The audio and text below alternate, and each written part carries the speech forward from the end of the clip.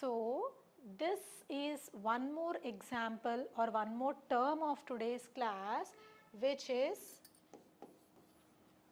dominant caste. Dominant caste. Very, very important concept given by whom? Again M.N. Srinivas. So in today's class we have seen three concepts given by M.N. Srinivas. One is Sanskritization, the second one is Westernization, third one is dominant caste. Now when you see the term of dominant caste, you may feel that immediately the caste which is coming to your mind is Brahmins. You may think that Brahmins are the dominant caste. My answer is no. From the point of sociology, from the point of what M.N. Srinivas sees dominant caste, now I am going to explain what is dominant caste. Okay? There are some criteria for a caste to be called as a dominant caste by M.N. Srinivas. The first criteria is number of people. Numbers, okay, people belonging to that caste. If this number of people, you take a village, if the number of a particular caste, let us take the same example of BC, some backward caste, one of the backward castes, you just imagine, and if that particular caste number of people belonging to that particular caste is more in that village, that can be considered as a dominant caste. That is one criteria. We have even more criteria, we will be seeing them. Next one is from economic point of view. So the same people should have a lot of land, especially agricultural land in that particular village. Land or property. The same caste, we have taken only one caste as example. One caste, the numbers should be more, it should be economically wealthy. They should be economically wealthy, they should have more land. The wealth is calculated from the point of land, agricultural land and productivity. Next one is they should have political power. They should have political power. That means they have to influence.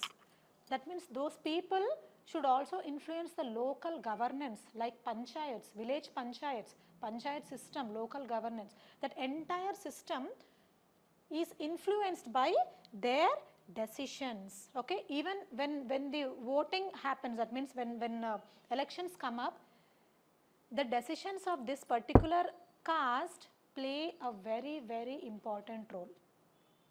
Understood? That is one aspect. The fourth one is high ritual status. Do you all remember? Just previously we have seen something called as Sanskritization. What is that Sanskritization?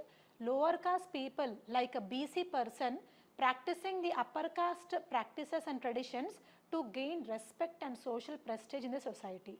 So this particular caste can be belonging to a high ritual status through social mobility. But one rule is that they should not be lower caste people like Shudras. They should not belong to Shudras, that is first aspect, and definitely they should not be Brahmins as we have taken the example of BC. But they should be in between the Shudras as well as the Brahmins. So that is how they are called as high ritual status. They should have high ritual status, but they should not be Brahmins. The next one is they should have social assertiveness or very high education. Social assertiveness in the sense, when they say something, they should have that administrative power or they are well educated.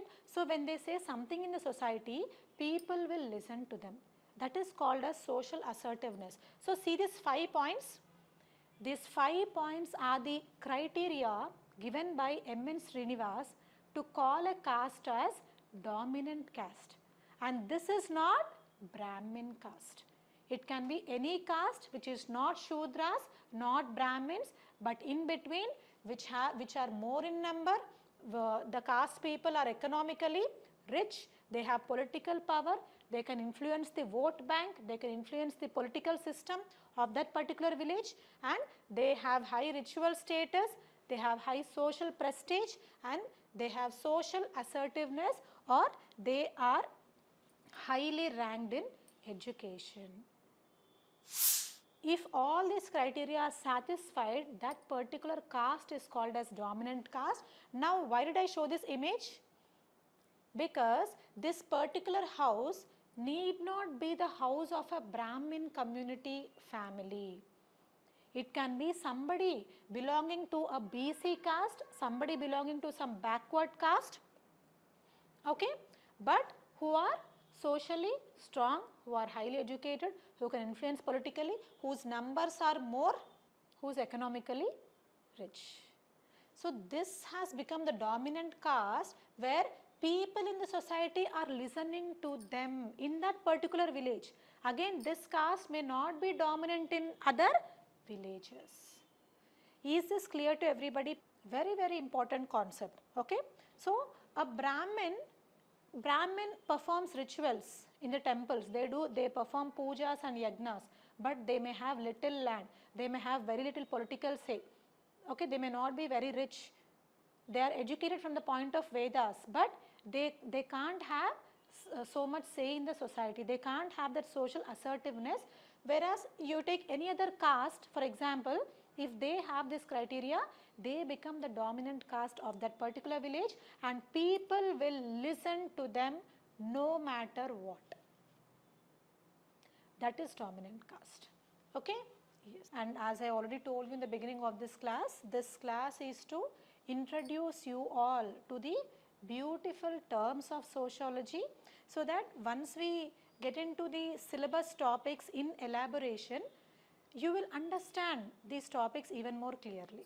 Sociology is a very, very interesting subject, and it becomes even more interesting when the teacher teaches in an interesting manner, like such images and all. Okay, like the teacher should invoke that interest in the students by showing images, by bringing those real life examples, because I always emphasize on one aspect, one line, which means you are living in the society. When all of us are living in the same society, Indian society, we are studying the society which we are living in, and that is sociology. So definitely it will be interesting, and you'll have to know, you'll have to learn only new things or new sociological lens through which we see different aspects. But you know all these things before also. Yes, you know dominant caste exists in your society, in your village, yes or no? You know that Sanskritization is happening in a society. You know Westernization is happening. You know that we compare things in the form of ethnocentrism. We know that we see some things as they are in the form of cultural relativism. And we are lagging behind some aspects in technology, the cultural lag. So all the concepts which we have seen in today's class till now are applicable in the society. Yes, as we were discussing, we discussed three important concepts of M.N. Srinivas.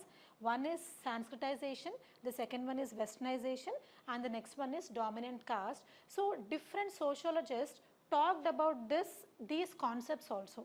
So when we take Sanskritization and Westernization, many sociologists were saying that if you mobilize socially to upper level in the form of Sanskritization, and if you follow the traditions of Western culture in the form of Westernization, what are you losing? You are losing your indigenous, that means your own culture. You are losing your own way of living, losing your own language, your own habits, your own rituals, your own traditions, your own festivals. So when we try to upgrade, we are losing our own things, indigenous things. That is from the sociologist point of view. And when we see dominant caste, M.N. Srinivas has given some criteria for dominant caste. But many sociologists argue that how can you say that that particular caste, when more in number, becomes a dominant caste? the people in that caste itself may be very, very poor. Some people in the caste may be very, very poor. They may not be educationally up to the level of good education. They may not have good education. They may not have proper lands. So, we can't generalize this dominant caste to all the members of that particular caste.